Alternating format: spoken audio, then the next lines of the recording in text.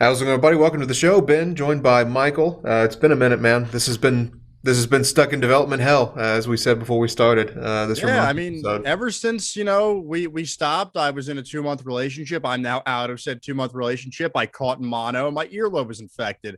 I had So, co- I had Christmas happened. I had COVID at least once, maybe twice. yeah, Good times, buddy. A lot it's has been a happened. tumultuous 4 months. I just what the hell? I'm just glad to be back to somewhat normal again. So here we are.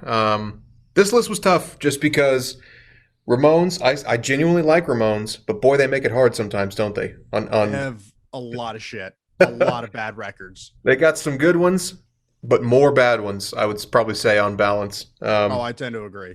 Well, I mean, I'd there's say, 14. There's 14 of them. This shouldn't take too terribly long because they're pretty short records, pretty yeah. similar overall. So why don't you lead it off there, buddy?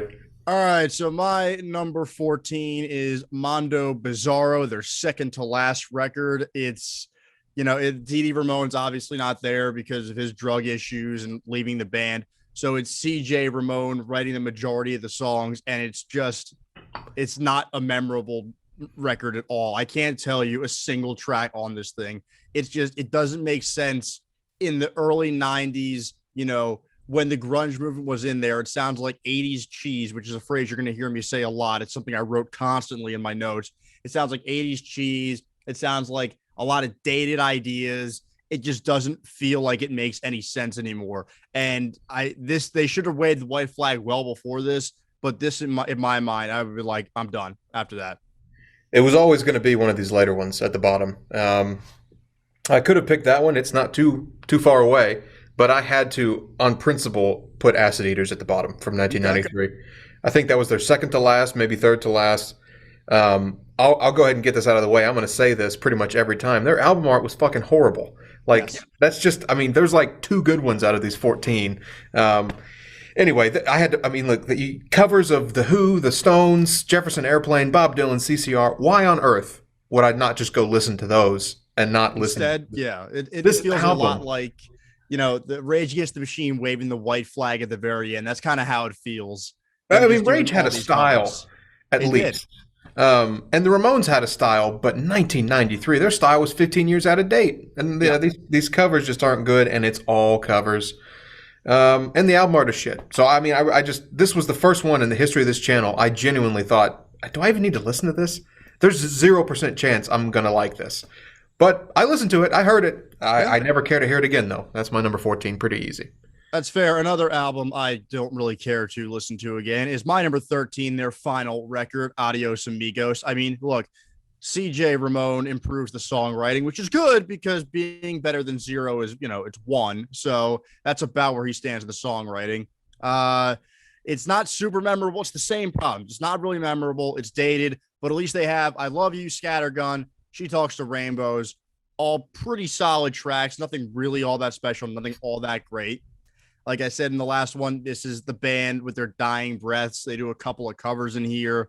It's really sad to see their 90s output was so weak because I'm just going to spoil it. My bottom three is their 90s output, and it's sad to say that.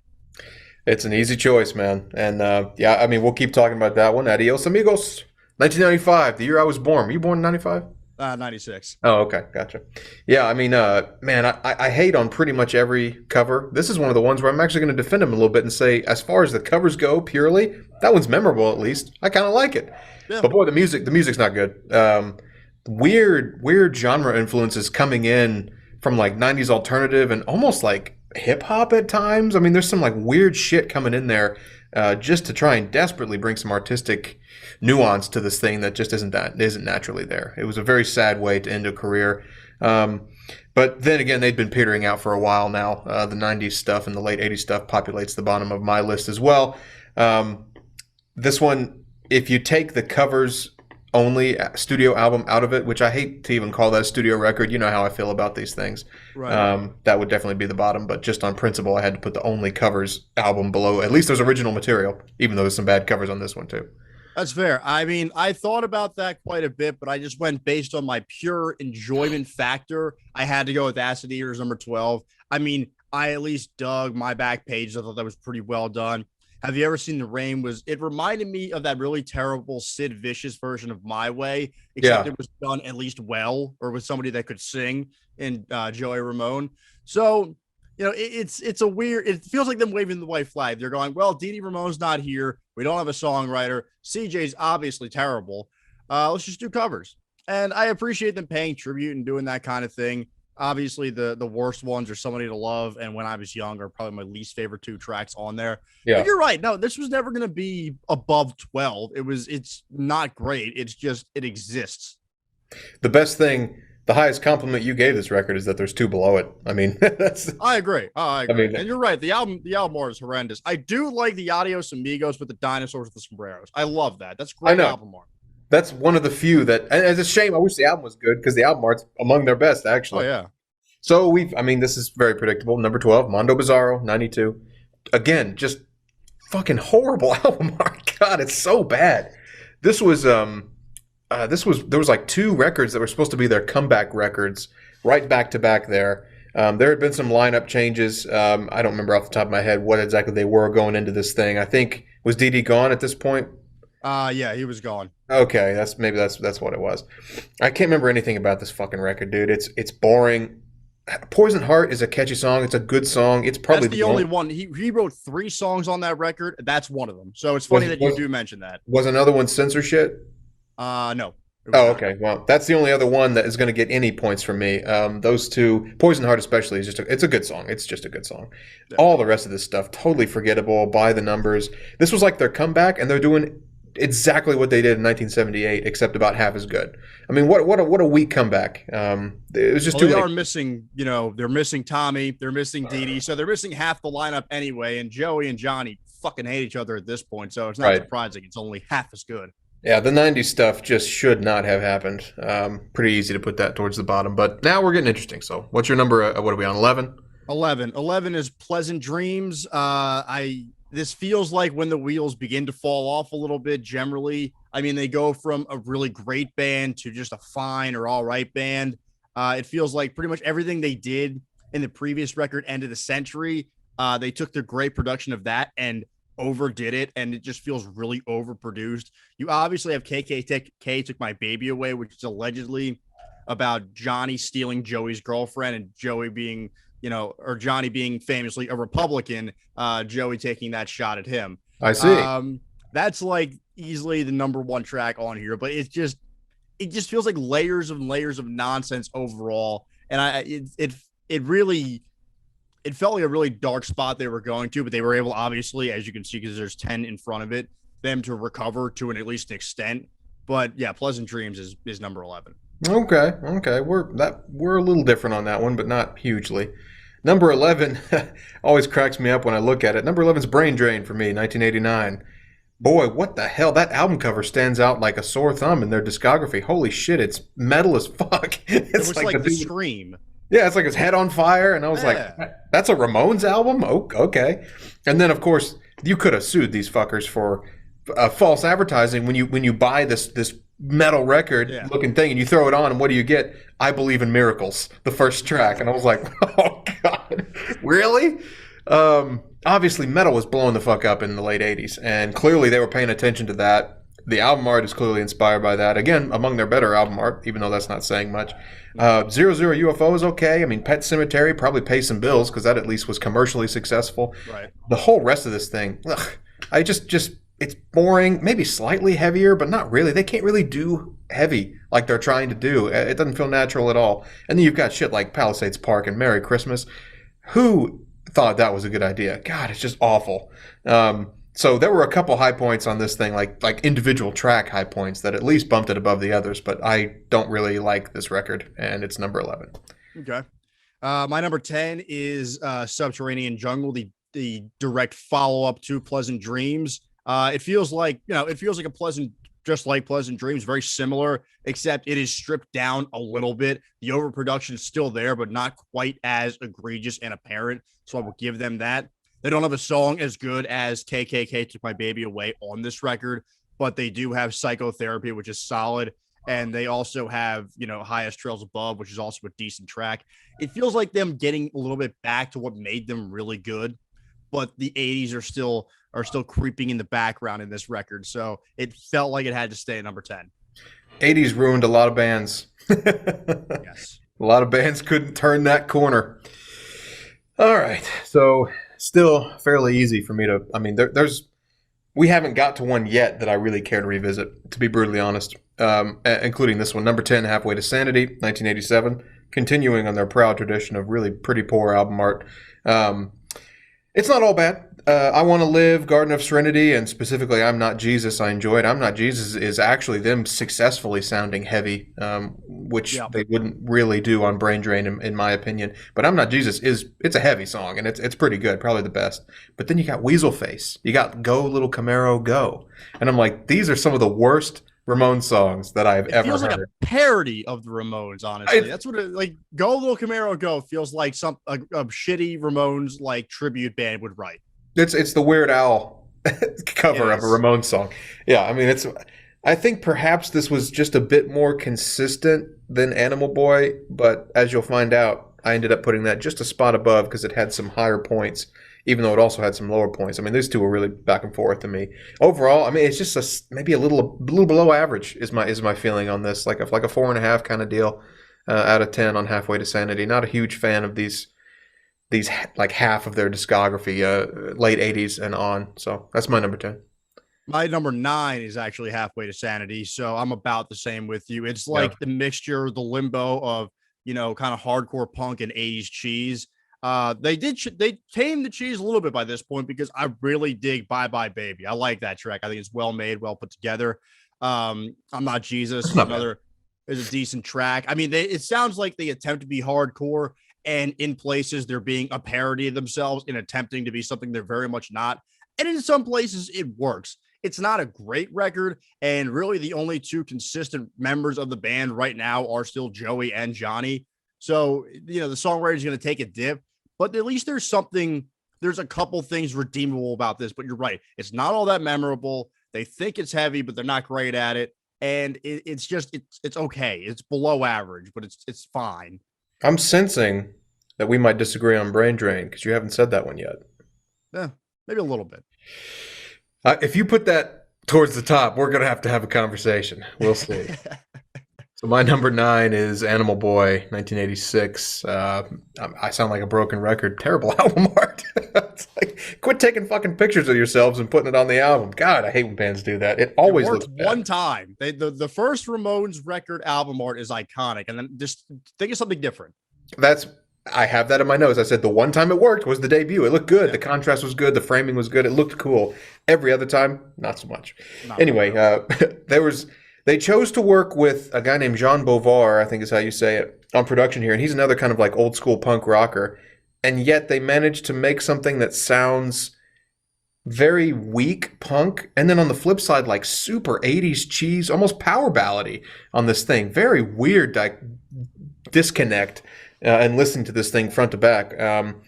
I can't help but feel that instead of going punk, they just went dumb on the punk songs, trying to sort of capture some kind of energy that they had. Like Somebody Put Something in My Drink was the lead track, and I'm like, it's just not very good. No. And then you have, Animal Boy's okay, I guess, the title track. There's some flyover by the numbers Ramones stuff that works well enough, as it usually does. But then what the fuck? She Belongs to Me and Something to Believe in. Like, I some people like these songs, and I'm like, I hate them. They're horrible. I don't like them at all, man. It's like cheesy, overproduced, corny Ramones, and they're not much of a songwriting band when you strip back the punk energy and they're not. You put this shit front and center. It's not great. I mean, this one, it was hard to rank even these because I really don't like any of them in the bottom half here. But we're getting up to like, I can see the appeal from here on out, but I wasn't a fan of that one. All right. So number 8, just so you don't have to hold your breath anymore, is Brain Drain. It's definitely the most stripped down feeling of their 80s output. Punishment Fits the Crime is pretty well layered. I like the different tempos and the start stops of it. Obviously, I have no problem with Merry Christmas. I think it's fine. I don't have an issue with it. It's kind of stupid, but it's at least, it feels like the old Ramones. I'd rather them do something stupid and like their old selves than something overly over the top and regal and something like their 80s selves. So I'm fine with that. Okay. Obviously, you have Pet Cemetery, which is probably my favorite Ramones song. So I think it definitely gets a little bit of bias from that aspect because it's just such a great song. It sounds nothing like the Ramones at all, and it shouldn't work, but it totally does. And Wasn't that for was that for a movie? it was for the Pet Cemetery movie, the That's right. Stephen King. Yeah. Okay. I figured. So that's the one. I mean, that's the Ramones song I go back to by far the most consistently. So obviously, I think it's going to get a little bit of a bump. But so number 8 is Brain Drain. Okay. All right, so we're not miles apart on that. This one I put a little bit above. I put Subterranean Jungles here in the eighth place spot. A little bit of soul and I Need Your Love, couple covers right up front. Not that good. I mean, I don't know.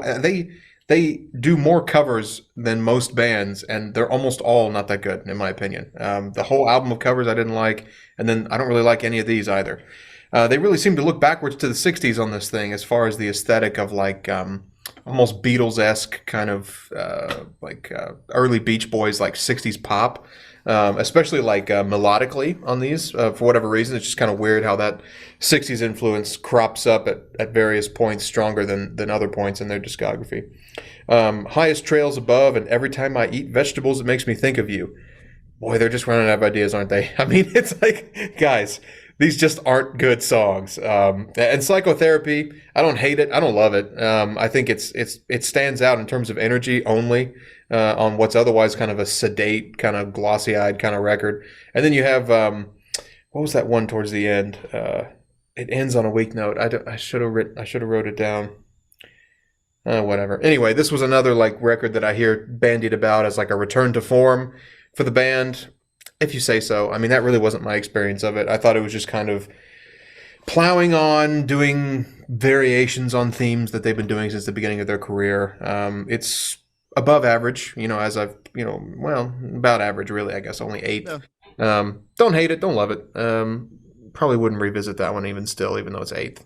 I find Psychotherapy is really like the best of a bad situation, kind of. That's the way I would put that song. I think it's the best track on that record, but it doesn't mean it's necessarily a great track. I would probably agree it's the best track on that record. All right, so my number 7 is Too Tough to Die. I mean, it feels like a decent mix of the 80s overproduction and the punk. Like it feels like the end of the century is kind of like the best version of that. Obviously Not Afraid to Life is a shitty holdover from Pleasant Dreams. It feels like I don't care for that one at all. Danger Zone is, it feels like something they would put out earlier. Warthog is kind of hardcore. I like that. It's Dee Dee Ramon singing. It's a little bit ridiculous. I really dig that track. And then one that should not work, one that I feel like I would hate that I ended up really digging off this record is Howling at the Moon. I like the synth. I like the overproduction. It seems to work there. I like the chorus, the chord progression.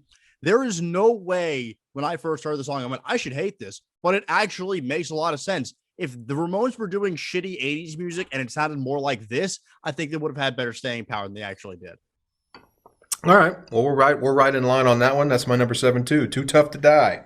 When I saw this album art, I was like, they predicted the meme format like 40 years ahead of time. It looks exactly like somebody took that picture, and even the font is similar. You know what I'm talking about on those memes? Yeah. I don't know. I thought that was funny. I was like, God, even still, it's bad. The album art, it's bad. I mean, they're all bad to varying degrees. Anyway, this is the one where they were clearly trying to, go back to simpler, more gritty, more wild, almost you'd call it, manic energy. And yeah, you hit it on the head. Warthog and Howling at the Moon is Danger Zone as well. It's wild, like the energy. It's great. It's so refreshing coming off of some of that 80s glossier, poppier kind of stuff. Mama's Boy, pretty good too. It's the opener.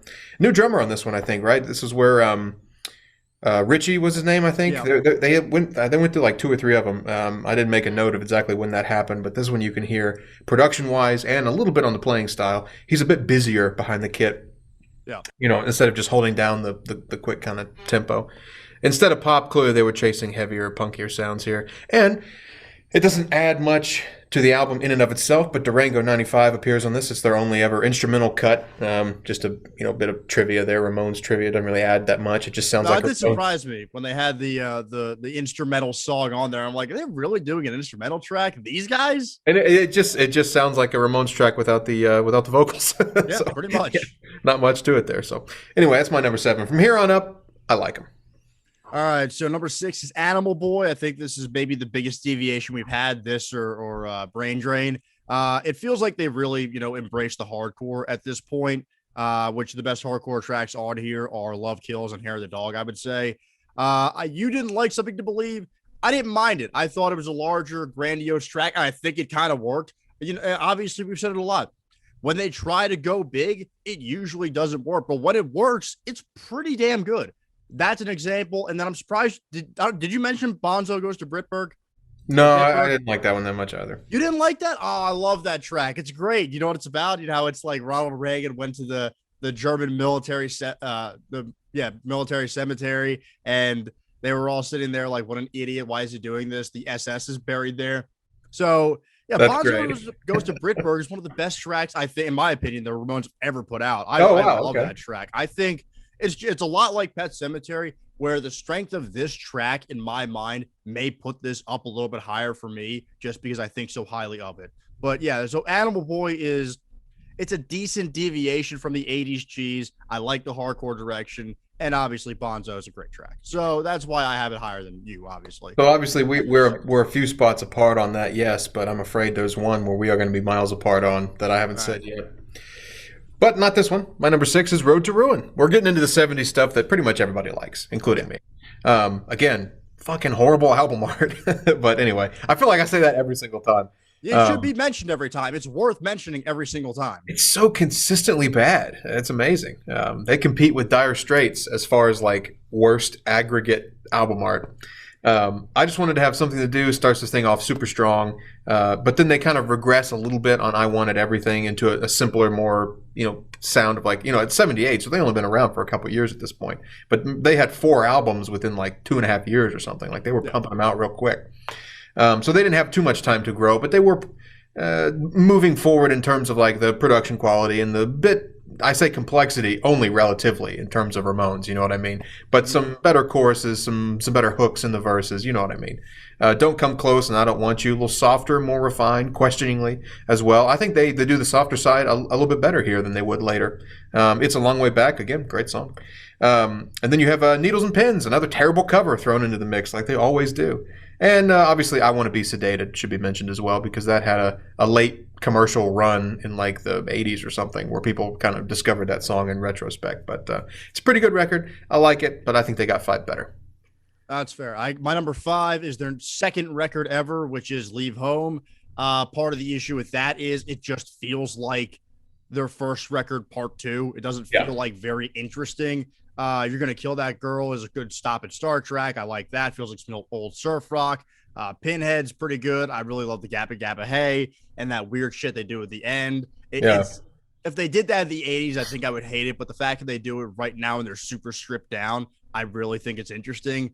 I Love Her So is a good combination of like their first track and then what they would eventually do with the higher production values.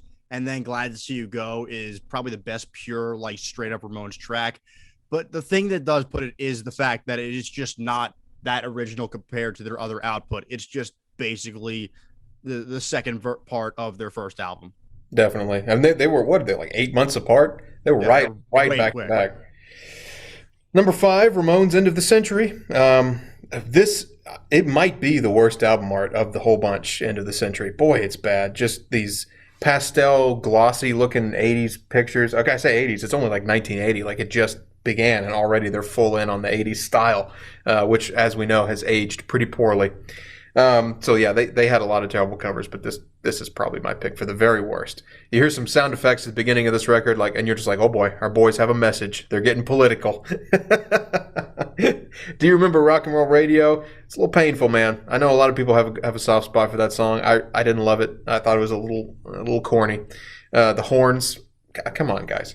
I'm Affected is okay. This album, I think, is infected by some very soft, undefined guitar recordings, Mhm. which really hurts you if you're a punk rocky kind of band, because the big, bright, punchy guitars go so far in making up for the lack of songwriting complexity and structural complexity, usually. Chinese Rock and Let's Go, pretty good, like those, by the numbers Ramones. But then again, this was early in their career, so you hadn't worn out from it yet. And then you have Danny Says and Baby I Love You. They're not great. They're probably the weak points on this thing. And of course, you have, as I'm sure you'll go into further detail on, the glorious, horrible majesty that is Rock and Roll High School. So I won't say anything more about that because I know you'll probably bring it up. But that's my number 5.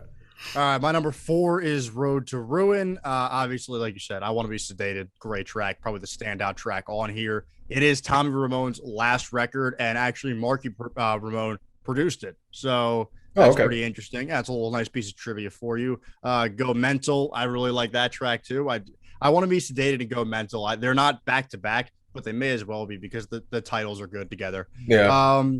It's a long way back. It's more complex. And it shows a decent chord progression out of Johnny, which is something we don't see earlier on in their 3 records before this. Yeah. It's a good record. It's a good Ramones sounding record, and it's more interesting than Leave Home, but it doesn't deviate too far from the first 2 records they put out. So Road to Ruin is my number 4. Okay. So here's what I think is going to be the big disagreement between us on this list. My number 4 is Pleasant Dreams.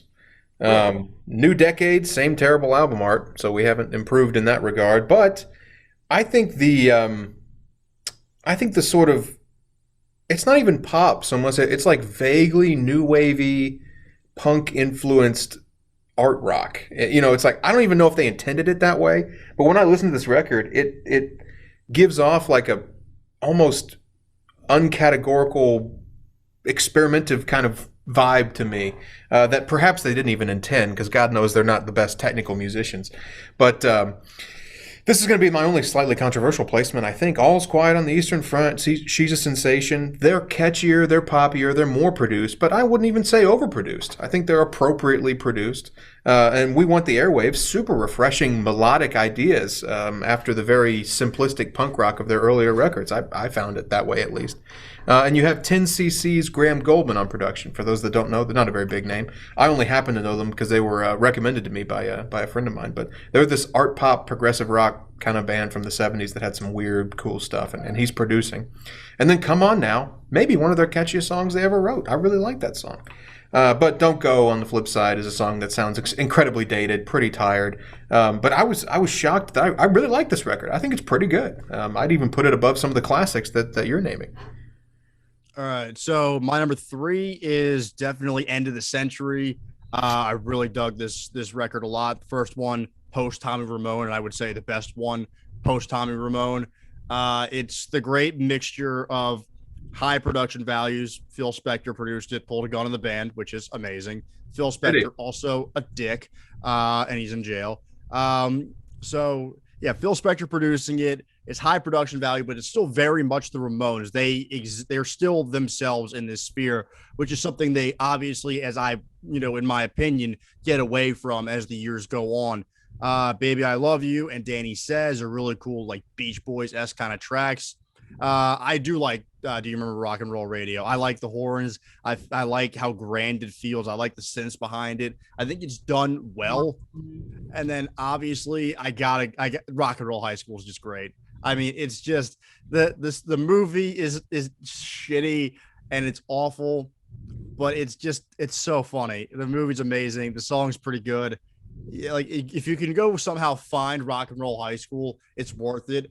Only honestly, if you just watch the part with the Ramones and their terrible acting, you should watch just that part. It's about 2 minutes. It's like the best thing ever. You've shown me some clips. It's glorious. It's amazing. They don't know any of the lines. They had to keep cutting lines because Dee Dee's line was, "Hey, pizza's here." And it took him 3 tries and they had to keep trying. And they were like, let's fine, whatever. It's definitely worth looking into. But the End of the Century is my number 3. Okay. So my number 3, we're into the real good stuff in the 70s here, in my opinion. I have Rocket to Russia, 1977. Another poor album cover, as they all are. I don't even really give commentary on it at this point. It's like another one. It's bad. Cretin Hop starts this thing off strong, great energy. It's fundamentally just a Ramones sounding song. Rockaway Beach, same kind of deal. Lock It Love is dangerously close to being a cover of Blitzkrieg Bop with different lyrics. I mean, it's damn close, but it's a good song. They both are good songs. And then I Don't Care is the one song that really stood out as like they're learning a little bit about writing choruses and expanding these songs just a little bit to get them to have multiple hooks rather than just like one and then 2 minutes and you're out. You know what I mean? Like they're learning a little bit. And then Sheena is a punk rocker and Ramona, classics, punk rock classics. These guys were always on the pop side of punk, even back in the 70s, but they just did it so damn well. It's so hard to dislike any of these songs. They're fun, they're fast, they're infectious. It's these first 3 to 5 records we could debate are why the Ramones have any kind of following at all. You know, you can take the other 10 out and their status would probably be just about the same artistically. You know what I mean? Oh, I agree. I've never heard of any of these records before, except for Brain Drain because of Pet Cemetery. But in terms of individual records, I had not really heard of any of them before doing this exercise. And I've read a couple of these lists now. I see any combination of the top 3 or 4 at number 1. For me, I had to put number 3, Rocket to Russia. All right. My number 2 is the debut, the Ramones self-titled. Obviously, the one that started it all. It's got Blitzkrieg Bop, which is maybe the greatest punk song of all time. My personal feelings towards it aside, because I could, if I have to hear it again, I'm going to throw somebody. God, it's just you hear, it's one of those things. You hear a song too many times, you get sick of it. Regardless, Judy's a Punk. I Want to Be Your Boyfriend. I Want to Stiff Some Glue. All awesome tracks. It's just what they were doing here is so different. It was stripped down. It was every song was 2 minutes. It was just power chords and you get done. I mean, there's stories about them back in the day when they were first going to do concerts and do shows where they would run through their set list in, 35, 40 minutes. And then people would be like, well, I paid for a full ticket. What the hell? And they'd be like, let's just play the set again then. And like, this is very much that. And the Ramones debut, iconic artwork. It's the whole thing, their look, iconic. Like this record is so influential to punk rock in general ever and music in general ever. It was going to be 1 or 2 for me, and it ended up being number 2. Number 2 for me, Leave Home. We're on the same page here. These first few are just so good. They were always going to be towards the top of the list. What they lack in complexity, they so much made up for in just energy and fun and vibrancy of the music that they would lose pretty quickly once the 80s came around. But this is the first in a string of bad decisions as far as covers, because the first cover, I agree, is good. I like that one. This one, with the exception of Adios Amigos and maybe Brain Drain, they're all bad. So anyway, I kind of got stuck on that because I always look at these as I'm listening to them, and I'm like, I'm getting tired of looking at this shit. I wanted something to look at, for God's sakes. Anyway, slightly more polished than the debut. They were very, very close together, but you could tell that they were learning from playing live shows and all that stuff. They played together a little more tightly without losing the energy. Glad to See You, Swallow My Pride, Remember You, super catchy. Oh, I Love Her is actually one of those songs where I was like, damn, you know what, this is actually a pretty good song. I think it's like 9 times out of 10 when they go slow, they kind of lose me. But this one and a handful of other tracks in their whole discography I thought really worked as slower, more melodic songs. And then you have what brings it down a little bit, What's Your Game? That's kind of lame. But the whole record is pretty good and a lot of fun, and I had it number 2, even though from the first time I heard it, I probably knew what was going to be my number 1. All right, my number 1 is Rocket to Russia. It's it's in my mind, as I'm saying, the best Ramones record. I think it's the right mixture of polish. It's the right mixture of OG Ramones, like what they did so successfully in their first handful of records or their first 2 records. It's just the perfect storm of everything. It's got Rockaway Beach, which is maybe the number 1, most famous song off of this record. What a Happy Family is great. Sheena Was a Punk Rocker is another great track. Ramona is probably my favorite track on this thing. It's one of those songs. It feels different. It's very much in that same Ramones ilk, but it feels like they're doing something different and they're doing it right. Yet again, we're saying this. If they went in a direction similar to this when they wanted to deviate away from that original formula, I think they would have been more successful long term, but they didn't. but this feels like the most diverse of their first 4 records to me, and that's why it's my number 1. It is a great record, and I could be convinced to change the order, really, of any of my top 3.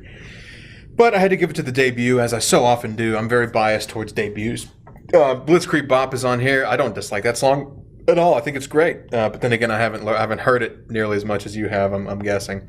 You can immediately tell, even though it's a great record, that these songs really, really were not meant for a studio context. This is a live band. This is a show band. And you can just hear how good a show probably was from these guys on these first couple records. Fun, fast, bright, wild. I mean, the punk energy is here, and it's here in spades. And as we've said several times now, the cover is one of the few instances where I'll make an exception. The boys look good on the cover. It's a good cover. Something about the contrast and the way it's framed with the logo kind of superimposed behind them actually looks good. Of course, that they would do 10 other bad ones. But anyway, Judy, you said them all. I mean, Judy's a punk rocker. Want to sniff some glue.